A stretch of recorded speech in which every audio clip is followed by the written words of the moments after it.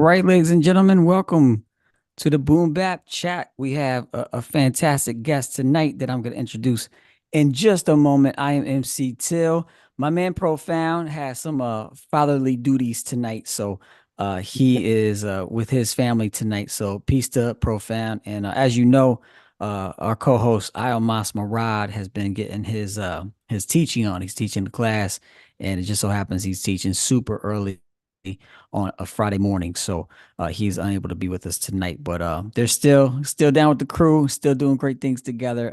Speaking of great things together, if you don't have our book, you need to get our book. Let's see. There we go. That's kind of blurry, but you know what it is. It's the Boom Bap Review, Volume 5. If you don't know what it looks like, just go to boombapreview.com and you can check it all out. So and also want to shout out Everybody's Records. As always, they do a great job of plugging the local music scene, including the hip hop scene here in Cincinnati. So we want to give a big shout out to Everybody's Records. Check them out here in Cincinnati if you're coming through, or online at everybody'srecords.com. All right, our guest tonight is an MC in every sense of the word. He can move the crowd, he can master the crowd. Yet what makes him truly unique is how he does it. You've heard of one MC and one DJ. Well, he's remixed that a little bit to include one orchestra. That's right. Our guest combines the classic boom bap sound with the classical elements of a live orchestra. An MC and a visionary, our guest saw something before it even existed and made it happen. Friends, please join me as we welcome to the Boom Bap Chat, the one and only, the Phantom. Thank you for having me, man. I greatly appreciate it. Yeah, man. Thanks for being here. I really appreciate you. I'm not sure where or how I came across you online, but it just felt like every interaction that you had with people was just like, oh man, I like this guy. He knows how to talk to people. He's respectful online. There's a lot of nonsense that happens on. So There is. I mean, yeah, I've been online for a long time, man, and people have become very weird in how they interact with people, man. Very strange. yes, yeah, I've noticed that too. So when you notice someone like yourself that's like interacting like, a reasonable, level-headed human being, it's like, this is refreshing. So I appreciate that about you. And thank you. Same here, man.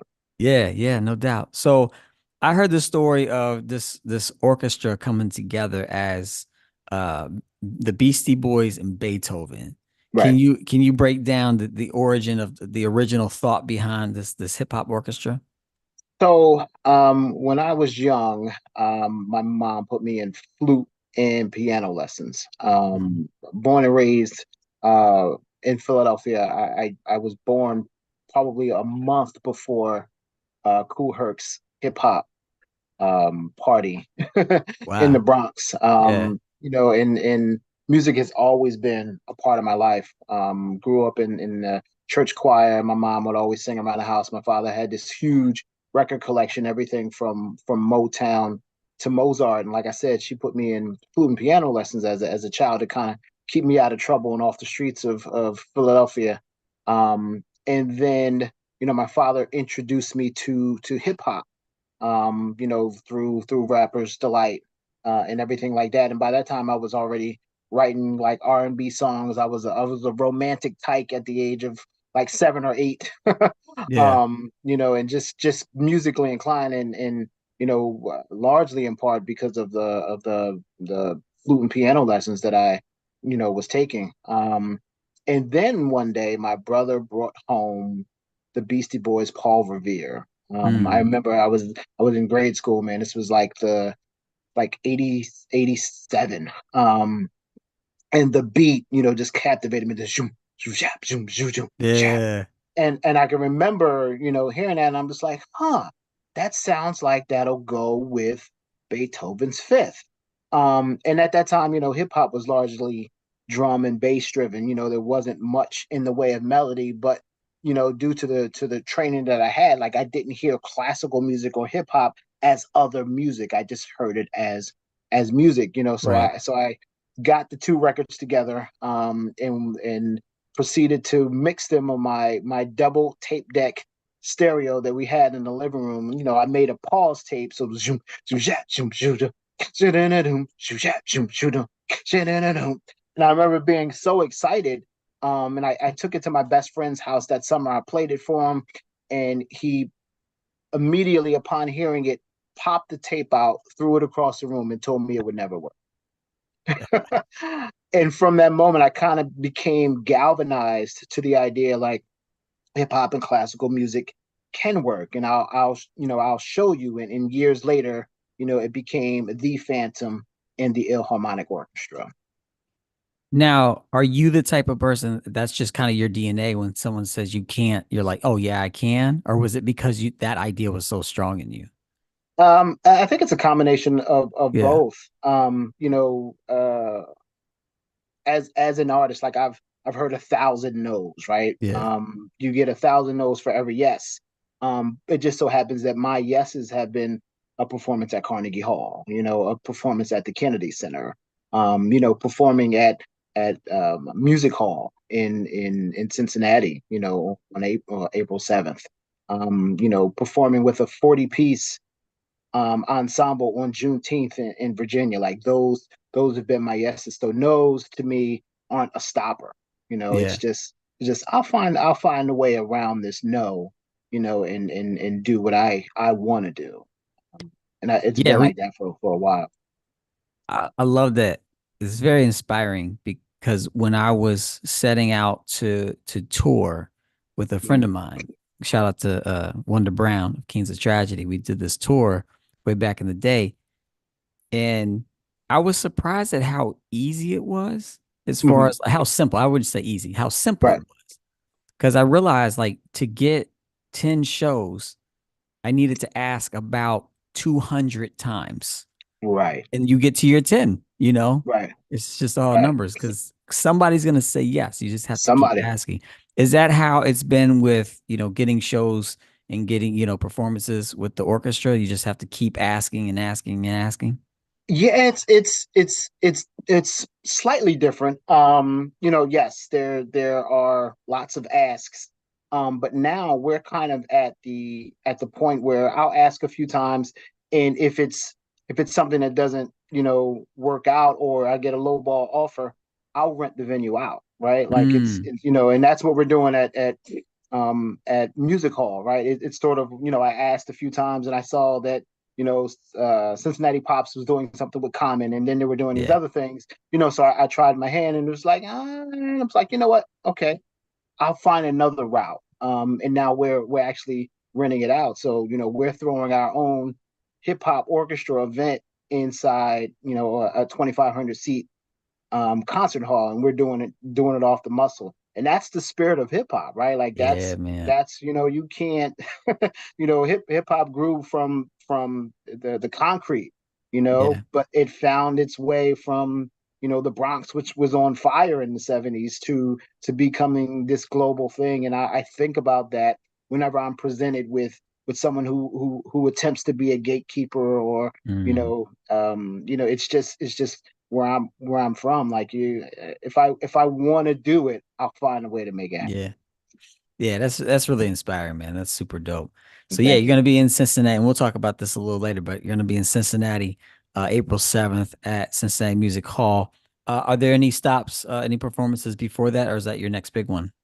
So no, we've got about four performances in the next, I would say, 14 days. Okay. So we're heading down to San Antonio on the 30th. The day after that, we're doing Dallas. It's our first time in Dallas, and I think we're close to selling out that venue. That venue seats like 1,700 people, so that's almost sold out. And then we're doing Bloomington, Illinois, on the 5th of April, and then Cincinnati on the 7th. So we've got like a jam-packed schedule. And I'm super excited about it for sure. And when are you gonna be in San Antonio? San Antonio is the 30th On the 30th? of Okay. March. Mm-hmm. March 30th. I'm gonna tell my man Joe November. Shout out to Joe November. He every once in a while he's a co-host on here, but he Oh, dope. is part of everybody's hip hop label. So March 30th. I'm texting him now. Okay. So Dope, he hopefully he can come out and tell some people. for Um sure. yo, I'm so fascinated by this. I love performing. Like I love it. It's one of the Mhm. favorite things I've ever done in my life is getting on stage and interacting and engaging with people. And when Absolutely. I was doing a lot of it, I realized that for me, it wasn't super lucrative at the time. Mhm. However, I made it work. And Right. one of the ways I made it work was it was super simple. Like it was just me. Maybe if I was like with one other MC, it was just the Right. two of us. And we did skits and like we did all kinds of fun stuff on stage. Right. Because we didn't have a band and we didn't even have a DJ. So like we knew what our special sauce was like engaging with people and like Right. having interaction and like talking to the audience while we're performing, all that good stuff. Right. Um, I can't imagine trying to make it work with all those people in the orchestra. Like that's Right. a lot of people that need to get Right. paid, a place to stay, and all that.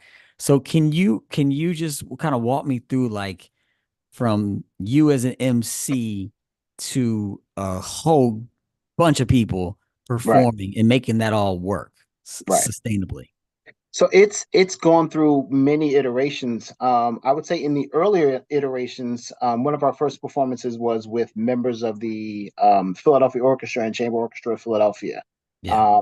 and they were building a new sort of event space in Philadelphia. So I ran down there, knocked on the door with my demo tape in hand, say, "Listen, if you're looking to bring in a younger audience." This might be something that you'll be interested in. So they set us up with members of the Philadelphia Orchestra. And our first few performances after that were, us dragging, if you can imagine us dragging these classical musicians around the clubs in Philadelphia. So in the beginning, it definitely was not lucrative. Every dime that we made went to them. These Right. these these guys are first chair violinists for the Philadelphia Orchestra. So Right. and it got old for them pretty quickly. Yeah. So we realized that if we wanted to have a sustainable model, and my wife is largely responsible for this, we needed to bring in younger musicians who like us grew up listening to hip hop but have this classical background, and then the Yes. performances kind of took off. What separated us early was that I recognized, and this was from heavily promoting to college radio, was that having your record played at a certain university or something like that means that you also might have an in to getting performance opportunities. So in sending my records to these universities, I would also hit up the program board, say, hey, listen, our record is playing here. Can we get a show? And colleges pay whether or not 100 or 1,000 people show up, you get a Right. check, right? So it Yeah. became a way to kind of build momentum while also getting paid. Then following that, I looked at what we were kind of being offered and saying, hey, listen, we're bringing in two, three, four, 500 people to this venue, and you're paying us this. How much does it cost to rent the venue? So I started renting college venues, right? And you'd be surprised, you can get a fully produced show, for pennies on the dollar, right? You Mm. can, so you're renting out the venue, you're selling tickets, you own the box office. So you're bringing in more money than you would if they were just paying you straight off, just straight as an act. So we began to build that way, and then we kind of outgrew the college venue, bringing in the two, three, 400 to now the 1,000, 2,000 people space. Yeah. So I started reaching out to concert halls. And then, in those instances where we weren't being booked, I would rent those concert halls out. So it grew from there, and we've been able to build our audiences. Now I would say we average over 1,000 tickets sold, Mm. per event. And a lot of those places we're owning the box office. So I'm able to pay musicians, and it's not like we're traveling with 20 or 30 people all the time. When I come to a city, I reach out ahead of time and find a lot of musicians in the area. Like I'll bring some with me, but I'm also providing an opportunity for musicians in the area, to rock with us. Yeah. And it really it keeps it fresh for both the audience and us. That's really neat. So how like do you have to go to that city early and do rehearsals with the with those Yeah, folks so from that city? so what I'll do is I'll send the sheet music in reference tracks and MP3s ahead of time. So, weeks or months ahead of time. Allow them to practice on their own, and I'll get there and then I'll practice with them, and then we'll go into a show. And I guess professional musicians, they're used to that. They're used to getting sheet music and practicing and showing up, knowing what they're supposed to do. Absolutely, Yeah, absolutely, yeah. that's neat, man. I love. I've never been, but I love on YouTube. I love seeing the Pete Rock and CL Smooth, the Troy joint. Man, it's just like those live horns that come in. So, Yeah, I so dope. actually Pete saw it himself and shared it. Oh, And oh, he, dope. we've been inboxing one another, Oh, quite nice. frequently. He's a fan, of course, we're fans of Pete Rock. And hopefully one day we'll get to rock something with Pete himself. But yeah, Heck yeah. it's been a wild ride as far as that's concerned, for sure. Yeah. Yeah. Have you, do you have a favorite classic song to cover? That we do. The Roots You Got Me. That's Mm, always it's always a fan favorite, and we've kind of rewritten it. Whenever we do covers, I try to maintain the feel of the original record. yeah. I don't try to over orchestrate or anything, because I've seen people do covers. And more most recently, like I've seen people do instrumental covers, and they say, "Oh, this is a tribute to Biggie," and then they'll do Big Papa. So Big Papa without the lyrics is really just the Isley Brothers, right? Right. Yeah. So Yeah. so when we do it, like, if it's a female MC or voice on it, my wife will sing it or Yeah. rap on it. If it's if Yeah. it's if it's a male voice, like I'm rapping on it. So the lyrics are part of the song. So when we do songs, like, I want to maintain the integrity of the record. If they sampled a certain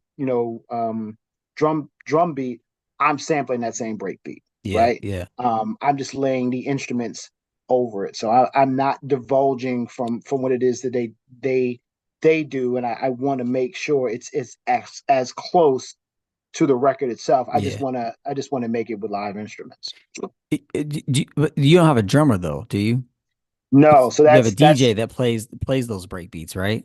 absolutely, Yeah, yeah. yeah, that's what I thought. Do you yeah, so fresh. Do you do your own original music on Yes, stage yeah, too? yeah, yeah. What's We like the breakdown of like original music cover joints? It's usually about 50-50, and it really all Okay. depends on where we go. Like, we'll try to do some stuff from the area. Like, if we're in Chicago, we're doing some Lupe, we're doing some Kanye, we're doing some Common, some Twista. Yeah. If we're in Miami, we're doing some Slip and Slide. Yeah, yeah. So it, That's it really all dope. depends. It really all depends on where we go. We try to bring some of the local flavor. Like, we did uh, J. Cole when we went to North Carolina, and some Rhapsody. It, Dope. it really all depends on where we go. And then there's some classics that we do. Yeah. Like, we'll do Big Papa, we'll do You Got Me, we'll do Troy, we'll do um uh yeah, we just have some classic covers that Yeah. we do, and then we have our music sprinkled in as well, for sure. That's dope. Have you ever performed or even like tried one in rehearsal or like tried out a song, a classic hip hop song? You're like, oh, that doesn't translate to orchestra at all. There have been a few, man, and Yeah. there have been there have been a few where, I when you're writing it, you're just like, oh, this is gonna kill him, and then you get in practice, you're just like, "Ah, this is not gonna work." You know, uh, I think the one of the more recent ones that I was disappointed in, that the kind of way that it turned out in practice. Like, I've been trying to nail Lucchini, man. Mm, It's not like, you can get the horn parts, but the rest of the organic music yeah. around it just didn't come together. And I've been working on it and tweaking and working on it. Yeah. One day I'll unveil it. But it didn't come together as much as I was like. And that's a classic. Like, you don't get on stage and do Lucchini and mess that up, Yeah. right? Right. Like, Right. if you're going to do that, you're going to do that. And because it has live horns in it, people think it's really easy, but it's not. It's not. Yeah. Yeah. I would think that. I would think, yeah, Yeah. It's got those horns. Yeah. Yeah, But it's definitely not, definitely, yeah. definitely not easy because of the other organic music that lives around it. And that's the thing. Like, we can get on and do a solo horn. Troy is basically a solo horn, but what are the other 15 musicians going to be doing when you when Yeah. that's going on, right? So you Right. want to build music around that. Yeah. Yeah. So a lot of hip hop shows, the vibe, the environment is a hip hop show. Throw your Right, hands up, come close, come close, jump over the ropes or whatever, come close to the stage. Orchestra tends to not be that way. People are sitting down. right, They don't even look like they're paying attention, but they are. They paid big money to right, be there, and they're consuming it a different way. What right. is the show like? Is it people kind of sitting down, taking it in? Are they up, moving around? Is it like all the above? It's a house party in a concert hall, man. Oh, that's cool. It's really a live environment from the time that we hit the stage, right? I'm on the stage talking about, how y'all feel out there? Oh no, Yeah. I got to do better than that. So I set the tone right from the beginning, like this is interactive, right? Yeah. This is not one of those sit on your hands. And I get tons of inboxes. How should I dress? I'm like, dress like you're going to a party, right? Like dress Yeah. because that's what it's going to be. And I don't want people to be misled. This is some highfalutin version of hip hop. No, this is hip hop. You Yeah. know, this Yeah. is this is hip hop, and if you want to sing, dance, jump around, like we encourage that, man. And the thing about that is we're not hitting people over the heads, and like we're not charging $150 per ticket. This Right. is within your price range where you can bring your significant other and your child, and you can enjoy a show and you can have fun. Yeah. Yeah. That's super dope. So with your attitude of just, kind of the hip hop ethic of like, hey, I'm gonna do it. Right, You're not gonna have me. I'm just gonna rent the place out and do it. right, With that attitude, have you seen um kind of like have you turned people that were like, nah, I don't want to have hip hop in this venue?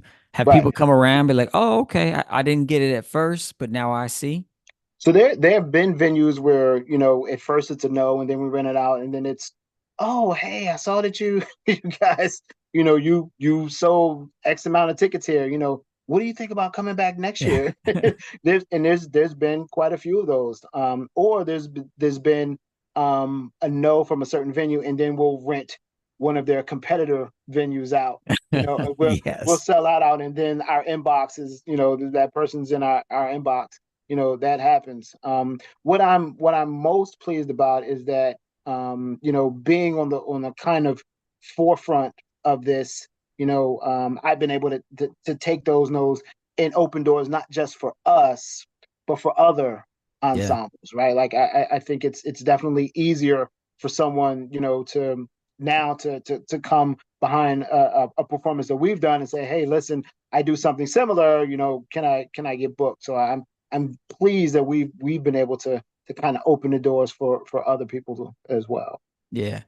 Yeah, that's super dope. And it's inspiring. If any artists, MCs are listening, watching this, this episode and thinking, man, I don't know how to book a tour. I don't know how to get more shows.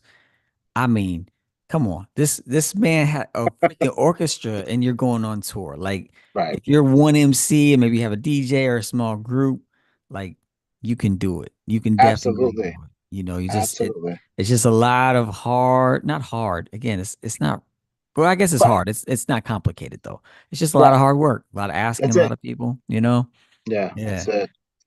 Yeah, man. That's Be, super dope. being willing and open to take those no's, right? Like, Yeah. and knowing that it's not a stopper. And I've had many people ask, like, well, why haven't you give up? I retired 7 times, but the opportunities, when I really want to get something, I just go after it. Yeah. And there's been some shows where I thought renting out a venue was going to work, and it doesn't always. I'm not saying it's Yeah. 100% foolproof, Sure. but you have to take those chances. Yeah.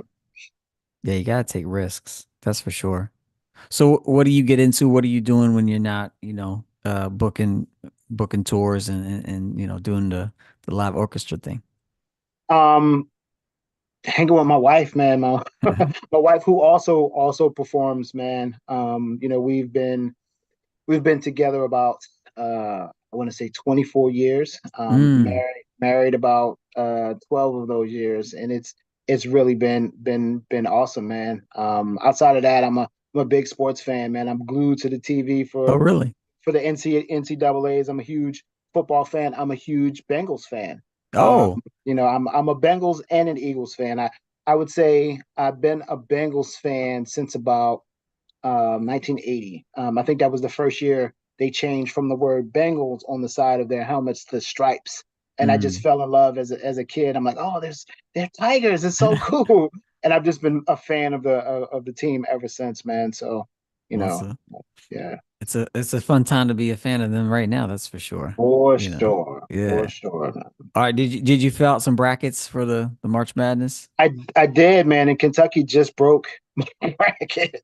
You know, Kentucky Kentucky lost in the first round, man, and they took out a whole side of my bracket. I had them in the final four. I had them losing second round, so I was like, all right, Did you? no biggie. Yeah. No biggie. I Yeah. al I almost picked them to lose the first round Mm, because I just feel like with Kentucky, I feel like they're either just going to be amazing and right. roll to the final, for the final game, or they're going to be young and Right. experienced because the way they do the things there is they just like crank out superstars. Yep. And when you're One and young and done's. experienced, make mistakes, it's easy to do. So That's what happened, man. One yeah, dude on the other team just got hot, hit 10 threes, and that was that it. was it. Yeah, Yeah. I gotta say, I'm not a huge fan of the coach at Kentucky. I mean, I don't follow it Right. really. Just seems a little arrogant, but Yeah.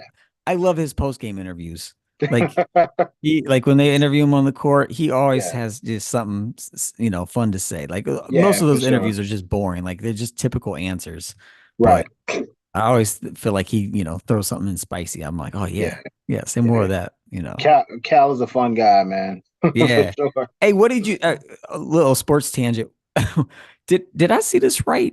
Did James Harden jump to block his own player's shot? Did you see that?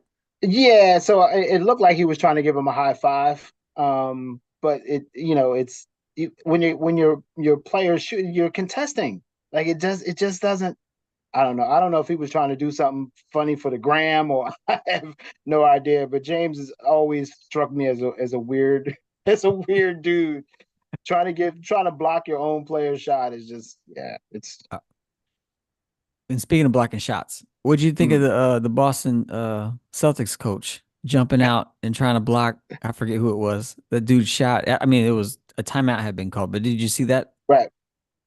So having played, when you have an opponent on the other team who has been missing a whole bunch of shots, right? You don't during a dead ball, you don't want them to get a layup. You don't want them to get it. You don't want them to see the ball go in the basket. So I understand what he was trying to do, but if you're a coach, that's not something you should do, right? Like you I get a know. get a That's what play I was like thinking. Kevin Garnett was famous for that. Kevin Garnett would stay on the court during a timeout, and if somebody was shooting, like he would jump up near the rim and just squat it into the stands. Like he would Yeah, not give you anything, and that was just Kevin Garnett. So, but yeah, if you're a coach, that's just he's out there in just regular shoes. He could have fallen and I taken know. chipped his tooth or whatever. Yeah, it's just That's yeah, crazy. Anyway, all right. Fun times in basketball. Fun times. All right, for going back sure. to the Philharmonic Orchestra. How many members so you said you sometimes work with new musicians. Is there like a core group Mhm. you travel with? So we put on stage anywhere from like 15 to like 50 musicians at a time. Our Okay. core group that we kind of travel with is probably about 10 to 12, and then Okay. we'll pick up musicians along the way, really depending on where we're performing. But I've had musicians who have been rocking with us for like 2 decades. Wow. And it's really been a really great thing. And the thing that's been I would say most rewarding to my wife and I is that we're kind of seeing the second generation of Philharmonic Yeah. musicians. When we performed in DC. It was 2017, and we did the Kennedy Center. We did their New Year's Eve celebration.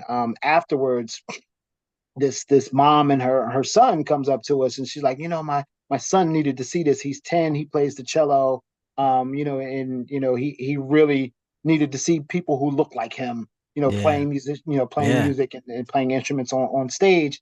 And my wife and I kind of jokingly was like, keep at it, and one day, you'll perform with us. Well, fast forward, Mm. 6 years after that, we're putting together this 40-piece ensemble in Virginia, and we reached out to him, and we're just like, hey, is he still playing the cello? His mom sent us all the videos. He's still playing, and we invited him to rock with us. Wow. He's this now 16, 17-year-old, cellist for his school orchestra. He's a straight A student, and all that stuff. And it's really been kind of crazy, for us to watch and be a part of this young man's life. And Yeah. it's been awesome. The power of music, I would say, for sure. Yeah. Yeah. It is very powerful. I one thing I was wondering about, like in hip hop, when you're rocking with a DJ, the DJ's able to, you know, cut the beat out and play different beats and scratch. And there's some stuff, some live stuff that can happen in the moment. Same Mm, with a band. Bands right. can, be pretty improvisational. Um, I'm curious to know what it's like with an orchestra. Is there any improv that happens, or does it have to be pretty tight, in that everyone needs to, know their role and play it? So I mean, it's a combination of both. There's sheet music for sure, Yeah. but there's moments where we'll go to a musician ahead of time saying, hey, listen, this song doesn't have trumpets, but if you want to jump in, we're giving you license to Okay. to do that. Or this song, you can bring strings in to this part if you guys can catch the beat and catch the melody. We're pretty open to that. And it's sort of a combination of both, but there's definite sheet music, to play. Like our pianists, we've been blessed to have some pianists who are classically trained but can just improvise, Yeah. and do all sorts of things. So, it's really a combination of both for sure. Yeah. Okay, dope. That's super dope. All right. So thinking about Cincinnati, yeah, that's where I am. Coming to Cincinnati Music Hall, which I assume you've been in there. Yeah or no? Yes. Yeah, Yeah. yeah. Yes. I figured you had, but you haven't performed there. No? Had not performed there. No, not Where yet. did you perform? Because you came here before, right? Where did you perform? So we did Memorial Hall. We did Okay, Memorial Hall twice. We sold that out. dope. Yeah. And then we did the park. I can't Washington Square Park. Oh yeah, yeah, yeah. Yeah, Yep, we did yep. Washington Square Park, like right in front of Music Hall. Yeah, yeah. We did that, and we drew a pretty big crowd for that as well. That's dope. Yeah. Yeah, I've been to Cincinnati Music Hall a few times. I actually saw the Common joint when you had referred to Common come here. I was like, oh, Oh. what Common's gonna be in what? I was like, okay, I gotta go for that. And that was a dope show. So yeah, it's gonna be here April 7th. What time is the show? April 7th? So the show is it starts at 7 p.m. 7. How long do your shows usually go? About 2 hours. Yeah, about two About hours. 2 hours. There's usually an intermission in between. Maybe about 50 minutes on each side. But it's about a 2 hour show for sure. All right, dope. Cause I was just telling my wife, I was like, dang it, I have a work thing that I'm putting on that night from 5 to I think it's 5:30 to 7:30, but I might Mm. still be able to get down there and catch the end of it. So, but if you're here in Cincinnati at Cincinnati Music Hall, April 7th, the Phantom and the Philharmonic Orchestra, where can they get tickets? Um, Cincinnati, I think it's musichall.org. Okay, right If on. not, I can put that up. Yeah, and we'll Yeah, I post can it. I know you sent send it you to that me. information for sure. Yeah, I'll be posting it as well. All right. So you said, when you go to certain scene, like certain areas, you play music. Is there any like local, joints you'd play in Cincinnati? So we usually keep that on the tuck. But I will say, I'm a fan of high tech for sure. Okay. All right. All right. Okay. So Yeah. there may Heck be yeah. some joints in there. So we'll see how that goes. Man, it's joint I would love to hear with the orchestra just because it would be weird, but fascinating is the blast. Mm, There's not a lot like that's a pretty simple beat. But right. I could just see, I don't know. I could just see some Yeah. add-on on that joint with the orchestra adding on. For But for sure. yeah, For okay, sure. cool. Well, yeah. I don't want you to reveal anything, but that's gonna be cool. I love high tech. He's got a lot of classic joints. Do you have a Indeed. favorite high tech joint? The blast would Yeah. definitely be up there for sure. Yeah, I would probably say that's one of my more favorite joints. Yeah, I Yeah. love the blast, and I love the joint he did with Common, Sun God, I think it's Sun called. God, yeah, Yeah, yeah, man, love that joint, yeah. and just the entire Reflection Eternal album, Oh gosh. like this, Quality. yeah, that whole album. This is like one of the best produced albums, one of my favorite produced albums, I should say it Right, like that. So for sure. yeah, cool. So if you're in the area, if you're within driving or flying distance, get here to Cincinnati April 7th to check them out. It's going to be a fantastic show. Anything else you want to say about the show, the Cincinnati show specifically? No, I mean we're really looking forward. We've got some dope musicians from the area. Oh, dope. Violinist by the name of Alan Lawson who went to CCM. Hmm. Amazing violinist. And we've got quite a few people from CCM, come to think about it. But yeah, we're super excited. I think we've sold over 1,000 tickets for that show so far as well. So we're really looking forward to putting on a great show, man. Heck yeah, man. That's super dope. Have you connected with any other artists here locally? I have not, man, but whenever we touch down, like I usually like to go to the local record shop or go to the local eateries, and just get and be a part of the local culture for sure. Yeah, that's great, man. I love it. I love it. Cool. April 7th, Cincinnati, Ohio, Cincinnati Music Hall. Check them out.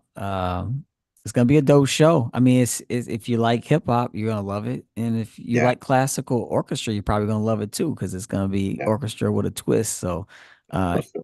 it's gonna be good. One last question about that before we celebrate some classic hip hop. Do you get your crowds? Do you get a lot of like people coming for the classical orchestra kind of side of it? Um, we usually try to do a lot of promotion ahead of time to show people exactly what it's going to be. I mean, there have Yeah. been people who've shown up thinking it's going to be Hamilton, and we're definitely not Hamilton. Yeah. But no, we get a lot of we get people who love both hip hop and classical music. Some people want to hear instrumental music. We're not quite the show for just straight instrumental music. Like we Yeah. we do, we are full hip hop. We've even had b-boys on stage, so we bring the Yeah. the element of MCing, we bring the element of DJing, we bring the element of b-boying. So we are hip hop, and we try to make the audience aware of what they're going to see and experience before they get there. But we occasionally have the people who show up looking for Hamilton for sure. Did you like Hamilton? I love Hamilton, Yeah. but we are definitely not that. Yeah, I feel like I have no beef with Hamilton, but it's Mhm. people, especially because they know I'm into hip hop, they would just assume I was just like crazy about it. Right. Yeah. I I mean, don't know. trust me. So I went into it fully expecting to hate it. Right. Oh, Like, really? Okay. Yeah. I went into it fully expecting to hate it. And my wife will tell you, I was sitting. We watched it during the pandemic, and I'm sitting there in front of the TV with my arms folded. But the MC in me knew the songs halfway through, right? Like I'm doing the, I'm Yeah. just doing the music, the halfway through. Well done. I think, there's definitely some cheese in there. Absolutely, Yeah. definitely some cheese. Definitely some rewrite of historical facts. Oh, yeah. That he could have done more. But I went in fully expecting to hate it. But I would tell you, right now I probably know about 60 to 70% of the songs verbatim. And Yeah. it's against my better wishes for sure. That's funny. I felt like, what I watched of it, if I resonated with it the way I resonate to Eminem's albums. It's Mm, like I feel like it's brilliant. right, Lyrically, it's just amazing. right. And I'm not really interested in Doesn't really listening. connect. Yeah, Right. it doesn't really Doesn't I really don't really connect. want to listen to it, or watch Yeah, it. yeah.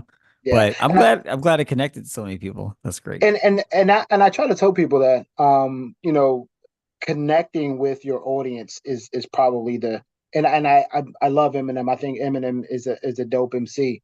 80% of his music Yeah. I I don't connect with it, right? Like Right. I would never rap about killing my mom or Yeah. my Right. wife or Yeah. my girlfriend. It just I just wouldn't do it. Now I understand what it took for him to put those lyrics together in the construction of the Yeah. verses and um so that part I definitely resonate with, but the content is just it's not for me. Yeah. Yeah. Yeah. Same. Yeah. Same. And when I was watching Hamilton, I was like, I'd rather them just be acting and just like speaking these words. Right, I think I would enjoy it more. right, But for sure. it connects with a lot of people. So hey, more power. And like you said with Eminem, like it's brilliant how they put Hamilton together. Like this, Oh yeah, it was yeah. amazing. So, The uh, technical aspect of it for yeah, sure. Yeah. yeah. But you know what? Do you remember that show? I think it was on MTV. Was it called Lyricist Lounge? I know there was the Lyricist album. Lounge. Yeah, Yeah, that I liked because loved it. I felt like it was more. I don't know. It just Yeah, felt more like ciphery, like yeah. Resonated like with the culture for sure. I think yeah. Punchline Wordsworth was part of it. Yeah, Heck it yeah. was Shout outs definitely to dope. Wordsworth. Wordsworth is dope. Yeah. Yeah, he's Yeah. amazing, amazing. Yeah. And Tracy Tracy Ellis Tracy Ross. Yeah, yeah, she was at it. She was amazing. She's yeah. amazing in everything she does. Multifaceted for sure. Yeah. Yeah, definitely. Definitely. Cool. Hey, listen, before we get out of here, love to celebrate some classic hip hop with you with a little something we like to call one word, Okay, where I will show you an album and the invitation is for you to respond to it using with one one word word. or less. All right. Got You it. ready for this? Okay. Sure. We got some good ones tonight. All classics in my book. All right. The first one is oh, you know what? I need to turn off the thing. I need to turn off that dumb. I thought, you know what? Let me just try something different tonight and put this blur on, but this blur is not going to work. So yeah. So let's turn that blur off. Okay. All right, here we go. All right, the first one is dun, dun, dun, De La Soul is Dead by De La Soul. Innovative. Yeah. Innovative. I feel that. How did you resonate? And good job just sticking to one word. How did you resonate with this album compared to their debut album? So De La for me was a group that really spoke to being yourself, right? Like they weren't afraid to, to be who they are. Now, although there were skits and stuff on the first album, this one really was a cohesive story, and it really kept me entertained throughout. And of course, they're great lyricists who were in a different lane and far ahead of their time. But that album right there was really at a time where I was coming of age, and it really felt like they gave me license to be myself, and I think that's why I resonated so much with that album for sure. Dope. All right, next album here is Aquemini by Outkast. Um, Musicality, Yeah. yeah, that album right there is really extremely well put together. Mhm. I feel like everybody was in that basement Yeah. and just bouncing ideas off the wall, man, smoking and drinking and coming back and doing everything. And it really, really sounds like one of the best musical albums that I've ever heard. Like even Spodioti, it's Mm, it's got no lyrics on it, man, but it is a hip hop record and it is amazing. And it's, those, I think they really, really nailed whatever they were going yeah. after when they put that album together. But the musicality for sure. Was Spodioti, was that the one with the super dope horns? Yeah. Yeah, that's the one. I That's think the that's one, my man. favorite. That and the joint that Raekwon's on, those are probably my Yeah, two favorite. I Yeah. love Raekwon's verse on it too. Shrimp on the Barbie. Yeah, I think it's I think that one, Yeah. shrimp on the yeah. And this album to me, the totality of this album reminds me a lot of like jazz in that, Hmm. jazz has all these different elements and the improvisation of it all, but like Yeah. it's moving in it's a cohesive unit moving somewhere together. I feel like that's kind of like this because there's a lot going on this album, Yes. but it Yeah. all works, it all moves in a direction. And Because wow. I think it's the fact that it feels improvisational, but it's very purposeful. Yeah, Very yeah, purposeful. Yeah. that makes sense. All right. Follow the Leader by Eric B. and Rakim. Lyrics. Yeah. Lyrics. Lyrics, Rakim, man. yeah, Rakim is my favorite MC. He's my 1A. Him and Kane are my 1A, 1B. Oh But yeah. Rakim is my favorite MC of all time, man. And that album made me kind of rip up half the pages in my rhyme book. I'm like, all right, I need this. I need to be doing Yeah. that. I need to take my lyricism to this level. So that the lyrics really drove me to really kind of sit back and reassess where I was Yeah. as an MC. Yeah. What is the Eric B. and Rakim song that you all have covered? I saw it on your YouTube page, but I can't So remember. so we've done a few, but I think the one you saw most recently, sweat don't sweat the technique. Yes, that's what it Yeah, was. With those yeah, horns. That was dope. yeah. Thank you, man. We appreciate Dope. it. Yeah. Yeah. How's it feel being on stage rapping Rakim lyrics with an orchestra? That's a dream come true. Yeah. To be honest, when I'm sitting there, I was like, yeah, I remember where I was when I first heard this, and now I'm, doing this on stage and writing the arrangement for it. Yeah, it's a surreal kind of moment for sure. Yeah. Yeah. Yeah. I bet. All right. Speaking of lyrics, next up, Illmatic by Nas. Um, that's uh, that's hard to put into to one word, but I'll say timely. I'll say Timely. timely. Yeah. Okay. Because again, that's a coming of age type of album where it felt like the culmination of everything that was leading up to that. This was the arrival. Yeah. Because before that album, we were introduced to Nas on Live at the Barbecue. And I remember like, yo, this kid is amazing, right? Yeah. Like Streets Disciple, My Rap's a Trifle. And I remember like, oh man, if this dude ever makes an album, and at that time I was like, because people who were doing features at that time were kind of one and done, right? Like that guy will never put out an album. And then when this album came out, and it was that, in the lead up to it, to them dropping the album, they dropped Halftime, they dropped Mm, whose world is the world is yours, and I was like, this guy is coming. And yeah. then the album came, and it was, I was already experiencing Rakim, and it just felt like a younger Rakim, right? Yeah. It felt like he was, you know, drinking from the same fountain, Yeah. with a little more street edge in his lyricism, but I would say it was definitely timely as far as hip hop's progression for sure. Yeah, that's dope. I'm curious to know what you think about this. I, as you just suggested, like his lineage is from, Rakim. Mm, The more I listen to his lyrics and the more albums he's put out and the more like experimentation that he does, mm, the more I liken him to more of a Q-tip. mm, It feels like he takes more lyrical chances than what like in my mind, I think he's just in the pocket all the time. He's mm, Illmatic Nas, but I think he's evolved from that. And mm. I feel like he's almost more jazzy in his approach, more of a Q-tip than a Rakim. What would you say to that?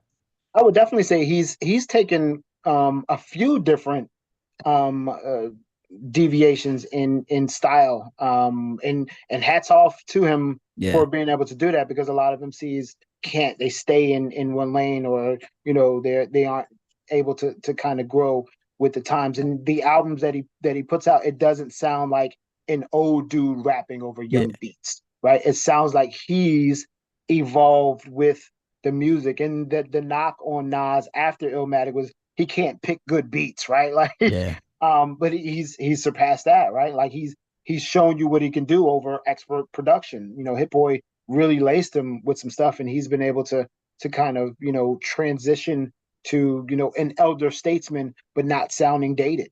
Yeah. So yeah, I think he's grown with that for sure. Yeah. And I feel like some of that is it's not so much Nas can't pick good beats. Is Nas isn't picking the beats that you want. Right, I right. think there are a handful of beats, as would be expected with, pretty much anyone that's been around this long. There's a Mhm. handful of beats, I think subjectively, if you get most people in the room, they would say, this isn't the best music, you know. Right, And I think that's that you could say that with just about any artist, over right, for time, sure. Yeah, But I think by and large, like he's picked good production. It just may not be the production that you want or I want, right, but right, it's not that it's bad, right. that's my take on it. No, absolutely. I agree with that wholeheartedly. All right. It takes a nation of millions to hold us back by Public Enemy. Powerful. This Yeah. is my number one album. Really? Of all Yeah, this time. of all time, of Wow. all time. It it really, you know, I don't think it gets enough credit for what it did for hip hop. Hmm. I think from a production standpoint, I don't think it gets enough credit. Like those dudes were just masterminds the way that they like you can listen to one of their songs and then you go on to whosample.com and there's 40 different songs that they Right. sampled Yeah. for one song, right? That's And you wild. have to be a mastermind to be able to do that. Like they were just throwing everything in a song and it worked. And then Chuck D and Flav, I don't know what the younger generation thinks of Flav, but for us, living in that time, like he was the perfect sort of hype man for Chuck, who had Yeah. the God MC voice. I remember first hearing Chuck, "What Goes On." I was like, you're standing looking at your stereo, like, who is this guy? Yeah. And then Flav comes in, yeah, like it was the perfect sort of match. And then what they were saying, fight the power and all that stuff, and it really really organized, us as far as hip hop, to kind of think about revolution and what we were doing, what we were experiencing. Like it was the height of the crack epidemic, and you had to make a choice, right? Like what were you going, were you going to be a drug dealer? Were you going to be a drug user? Or were you going to be somebody who tried to change your Yeah. neighborhood, try to change the system? It really, really, you know, it really kind of laid the table. And Yeah. then people kind of mimic that album. Like NWA's first album is the gangster version of Public Enemy. Mm. Like it's the same sort of production, the same sort of in your face lyricism. It's just the West Coast gangster version of it. And it's I think at one time those two groups were even on tour together. But that album for me right there kind of gave me purpose. Yeah. You mentioned their production style, all the samples. Hmm. Makes me wonder, like, because they came out before De La Soul. Hmm. Makes me wonder why they didn't get into all the sampling issues and challenges that De La Soul got into. Maybe their label was better, had more lawyers or something. I don't know. Have you ever thought Well, about that? they kind of did. Oh, did And they? I think there's even a song on there where they're in court, order in the court, and they're talking about sampling. But for them, what they did was they did a whole lot of chopping and flipping, and they'll fly in a sample for like a split second.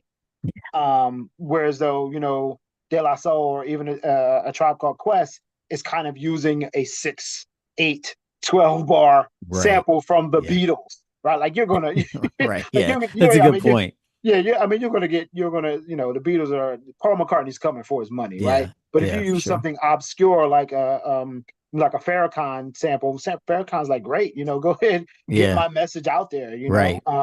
But I think it was the different type method of sampling that they were doing for sure. That makes sense. Do you have you done songs? Have you covered them before? So we do something called Jacking for Keys, where we do a lot of hip hop classics that feature piano. So on there is Black Steel in the Hour of Chaos. So Mm. we fly that in. And I would love to do a lot more Public Enemy for sure. I've done a few songs from that album, but yeah, it's a work of art as far as I'm concerned. You now you got me thinking. For a lyrical exercise, I think I want to grab an instrumental to one of their albums and perform it because I feel like it would be a challenge to try to emulate Chuck D because he had such a strong voice, but it wasn't like Nas like in the pocket. It was just like Right. he just had it was the Chuck D delivery. Like he just kind Yes. of did his own thing, you know? Did his own thing. Yep. Yeah. So Yeah. I thought I was gonna save the best for last, but you just said this was your favorite album. That was it But you're gonna like this album too. I know it. It's one for of my sure. favorite albums of all time. For a while, I think it was my favorite album of all time. But love this album. All right, this is The Low End Theory by a Tribe Called Quest. Um, that's hard to put in one word as well. Cohesive, Mm, cohesive. Um, they're. I wasn't the hugest Tribe fan when they first came out. I hated El Segundo, hated it. mm. I was like, these guys aren't, these guys aren't gonna make it, right?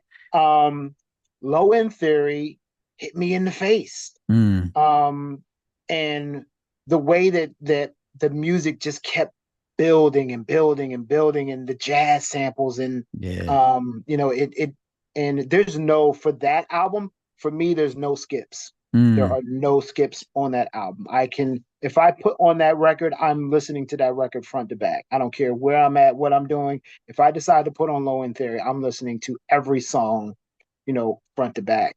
And it's just a cohesive work of art. I think for me, Tribe really, really came together once Fife started becoming a more intrinsic member of the records, right? Like he was yeah. on a few records on the first album.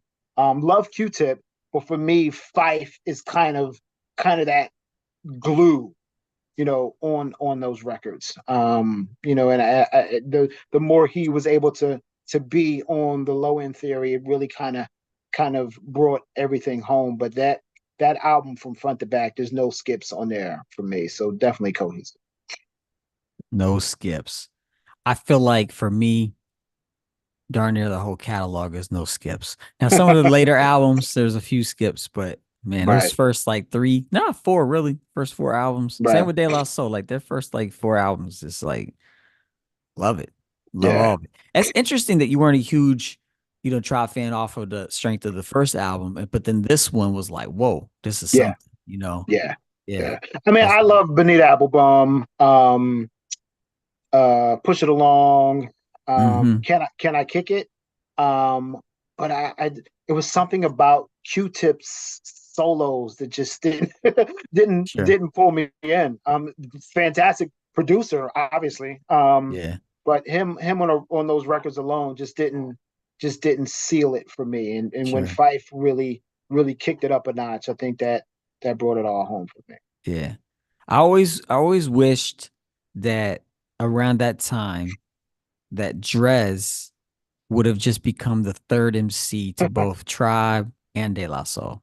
And Yeah. shoot, and Jungle Brothers. I just wish he would have just popped up on all those albums as like the third verse. Cause I just feel like he was such an ill lyricist. Super dope. Super underrated, man, for Super sure. underrated. And I just feel like, they had, I mean, the debut album was huge. I mean, it was Right, huge. I mean, he's got one of the biggest singles probably of all time. I mean, that song's still right. getting sampled all the times in commercials Yeah. and different things. But then That's a that song second, we've definitely done. Yeah. I would love to see that one, Oh with man. oh man, I bet that's dope.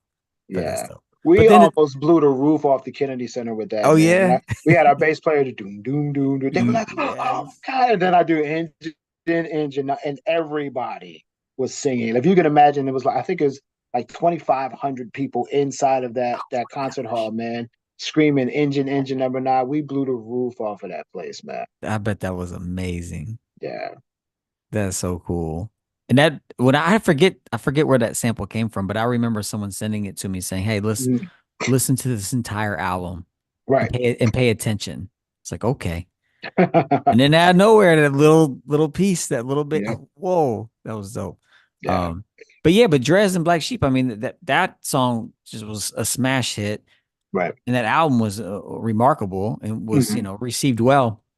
But then their sophomore album wasn't received all that well, and Right. I thought it was a pretty dope album personally. Right. Um, but yeah, so I wish he would have been able to pop up on more songs, and gotten to Yeah. even further. But anyway, Dress, I love Dress. So he's got some music coming out. I got the Yeah. documentary, got some Yeah. music with Dilla coming out. So Yeah. shout out to Dress, man. Dress is For dope. sure. For Yeah, sure. very cool. That's a great album. I love Low End Theory. So we'll Yeah. end it with Low End Theory. 8 minutes to hip hop show. So we always give shout outs. So I'll give a few shout outs and then I'll turn it over to you for the final shout outs of the night. Sound good? That sounds good. All right. Since we were talking about Low End Theory and Chop Called Quest, I gotta shout out my man ES up in Canada. He is a dope MC up there, and tonight he's releasing a song called I think it's just called a tribute to Tribe. Oh, Uh, dope. and it's a super dope song, and I know because I made the beat for it, so I'm a little biased. Dope. But I've heard the song many times, and so it gets released to the public tonight at midnight. He's got some 45s that you can cop, and it's going to be on streaming platforms and his Bandcamp as well. And that song is actually going to be featured also on an upcoming album that we're going to put out at some point in our lives called Respect Volume 2, where we take artists that we love and we produce songs dedicated to them. So one of those songs is to A Tribe Called Quest. We got one dedicated to De La Soul, one to Gangstar, one to Public Enemy, to Chuck D. I can't wait for people to hear that one. So be on the lookout for that. Shout out to my crew. Appreciate y'all, all the work that y'all put in. And yeah, shout out to music lovers everywhere, whether you love hip hop, whether you love classical music. Just shout out to people that support the art and support the music. And obviously, shout out to the Ilharmonic crew and shout out to you, the Phantom. Thanks for, doing what you do. Thanks for being an inspiration. Like I said, for seeing something that didn't exist and making it happen. And just thanks for being a pioneer in that way. And thanks for, coming here tonight and sharing some time and some of your story with us tonight. So thank you and shout out to you. And with that, I'll turn it over to you for the final shout outs of the night. Awesome, awesome. Well, first and foremost, man, thank you to Yeah. you for inviting me on here, man. Been looking forward to it for quite some time, so I'm glad we're able to get it done. Yeah. Shout out to my wife, the Phoenix. She's my ride or die. She's been on stage with me for 20 years. In my life for 24. Working on her project actually. So looking forward to that. Shout out to my DJ Philly C, out in Long Island, killing it. Um, Shout out to the Ilharmonic Orchestra, far and wide. We've performed with musicians all from the east to west, north and the south, man. And we're looking forward to to having a great year. Shout out to Cincinnati Music Hall. We're getting ready to rock there on April 7th, and if you're listening and you're in the Cincinnati area, pick up those tickets and come and rock out with us, man. And with that, I want to say thank you for sure. Yeah. Cool. On that note, as always, we say peace, peace, Peace. peace, peace.